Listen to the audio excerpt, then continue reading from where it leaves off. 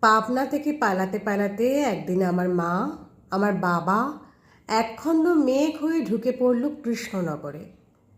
দীপাবলি এলো, এলো সেই অপূর্ব ধান দুব্য শাক। ভাতৃদ্বিতীয়ার সকাল। আমার ঝগড়ুটি পিসি বলল, শরণার্থীর আবার ভাইফোঁটা, আমোলচা, কাঙালির আবার সকাল। সেই সকালে আমার ছোটদি আমার হাতে একটা জিনিস দিল। মুঠো খুলে দেখি একটা আদুলি। আমি সেই দিনই ছুটে গিয়ে ফুটপাত থেকে একটা হলুদ গীতবিতান কিনে এনেছিলাম।